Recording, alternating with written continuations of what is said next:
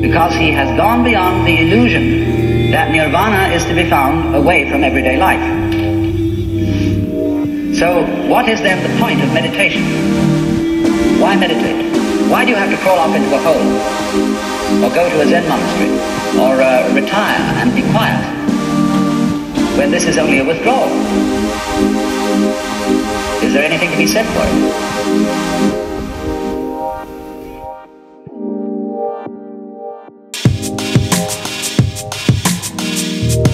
Because he has gone beyond the illusion that nirvana is to be found away from everyday life.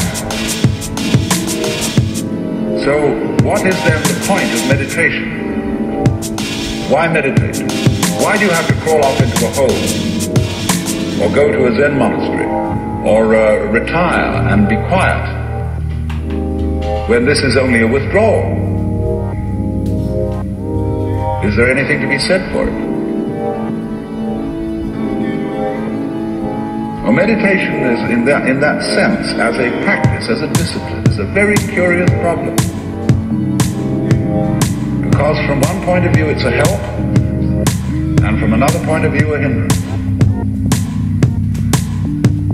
And I think we have to understand, first of all, that meditation exercises are medicinal rather than dietary. The same could be said of LSD. A medicine, not a diet. Something that is described in Zen as when you want to open a door, or summon someone to open the door for you, you pick up a brick and you knock on the door, but you don't carry the brick into the house. When you need a raft for crossing a stream, you cross the stream on the raft, but you leave the raft on the bank of the other side. You don't go carrying it around. But a lot of people, when they get into meditation, or they get into religion, or into any kind of exploration of this sort, turn the door into a revolving door, and keep on going round and round and round and never get through. They say what a gas it is to be in this revolving door. So I think a good definition of a parasite is a person who goes through a revolving door on someone else's push.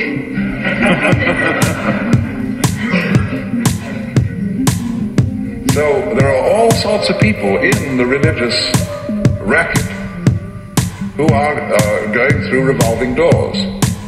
And they're very bitter about people who walk right through and leave the door behind, because they say, well, you haven't paid enough respect. You must really understand religious one-upmanship. It's a tremendously important thing.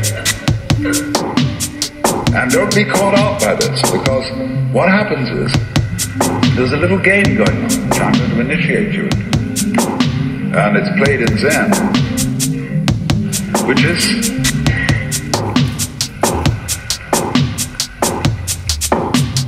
it works like this. If you go to a teacher and ask for spiritual instruction, or even if you come to a seminar like this, you are, by doing that,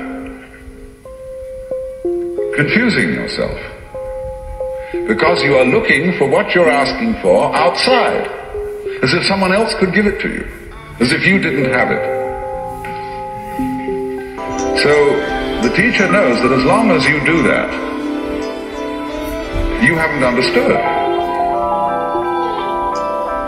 But he doesn't just tell you to go away, or he may sometimes just say, go away, I'm too busy. And in any case, I can't tell you anything. Well, people won't take that for an answer. They won't take no for an answer. And furthermore, if he just said, go away, they would just find some other teacher who would exploit them and maybe keep them as followers for years and acquire a great deal of money by so doing. But what he does is another thing. He tries to give them the foot down, as if to say, you have a great long distance to go yet. Your attainment is not at all perfect. And where they're always talking about other sects and other schools and saying, well, they haven't really got the point, see? So that you keep losing faith in yourself and feeling, my goodness, I haven't yet attained this thing. And that keeps you working. But all the time, you're being talked out. It's like someone who's a pickpocket. He's stolen your own watch and is selling it to you.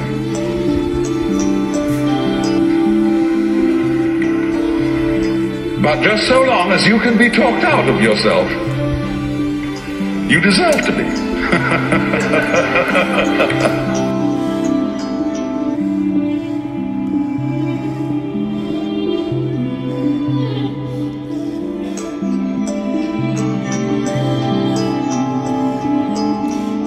Agnosia, really, by unknowing.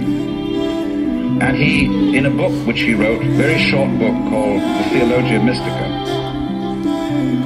he wrote a treatise on the higher knowledge of God, which might be quoted directly from the Upanishads, in certain parts of it. The last section of it reads like the Mandukya Upanishad, because it's a series of negations. It says what God is not. And he goes very far, because he says that God is not one.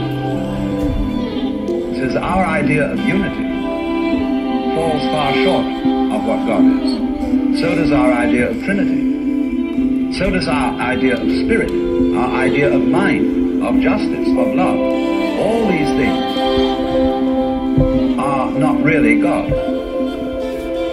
And he says in another place, if anybody, having seen God, understood what he had seen, what he would have seen would not have been God, but some creature of God, less than God, some sort of angel or something like that.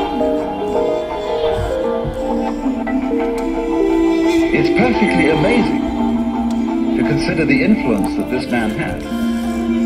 For writing under the name of Dionysius the Areopagite, he became identified, you see, with St. Paul's first convert in Athens. And legend has it that he was the first bishop of Athens and was martyred in Gaul, now where he's known as St. Denis. But St. Thomas Aquinas looked upon the writings of Dionysius the Areopagite as having the highest authority. And you could, if all the texts of Dionysius' work had been lost, you could restore most of it from quotations of St. Thomas. He wrote really two very important books. One was the one I said, the Theologia Mystica. The other was called The Divine Names.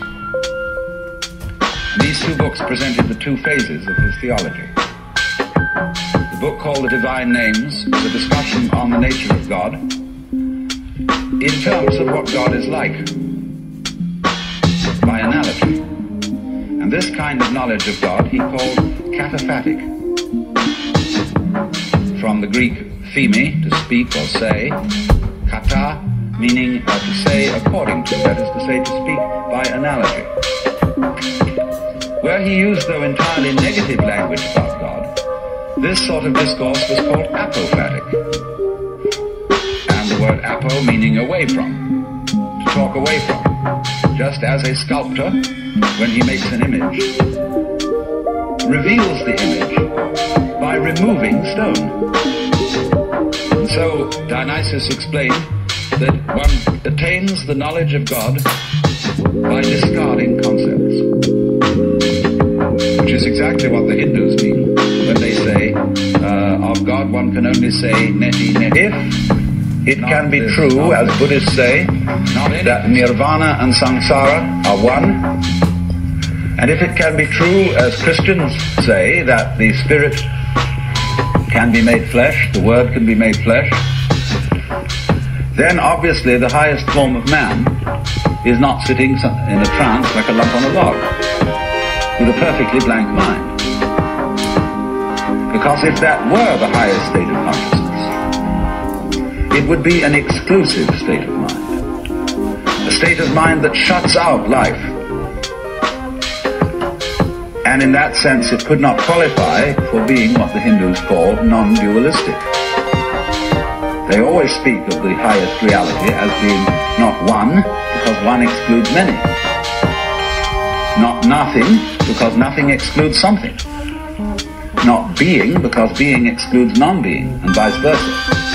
And so they use this word non-dual to mean that which doesn't exclude anything, which, as it were, has no outside. As we say, space has no outside. You can only have outsides inside space. You can't have any outsides outside space. There is no outside space, even though space may be curved and finite.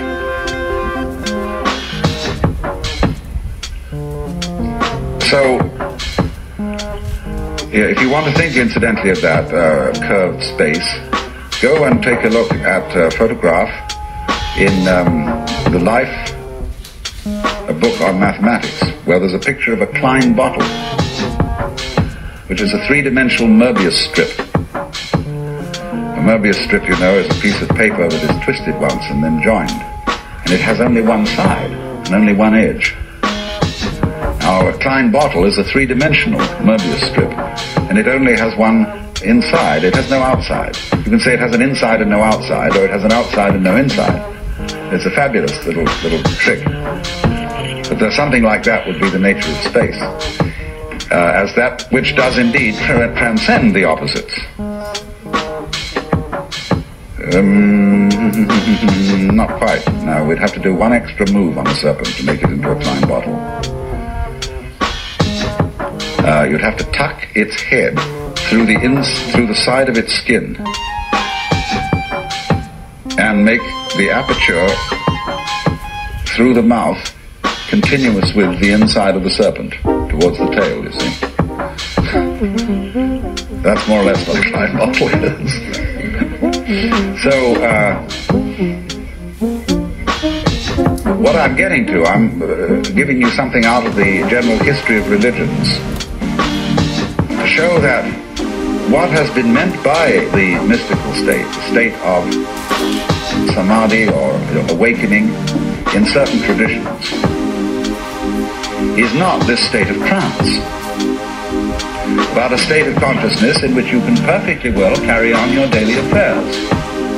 And of course, what is meant by a bodhisattva as the ideal type of Buddhist person is that he is not wrapped, that he is actively engaged in the life of the world, because he has gone beyond the illusion that nirvana is to be found away from everyday life.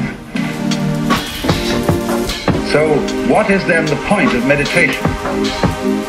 Why meditate? Why do you have to crawl off into a hole, or go to a Zen monastery, or retire and be quiet, when this is only a withdrawal? Is there anything to be said for it?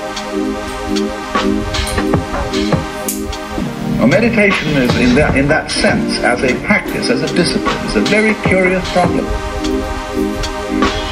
Because from one point of view it's a help, and from another point of view a hindrance. And I think we have to understand, first of all, that meditation exercises are medicinal rather than dietary. The same could be said of LSD. A medicine, not a diet. Something that is described in Zen as when you want to open a door, or summon someone to open the door for you, you pick up a brick and you knock on the door, but you don't carry the brick into the house. When you need a raft for crossing a stream, you cross the stream on the raft, but you leave the raft on the bank at the other side. You don't go carrying it around. But a lot of people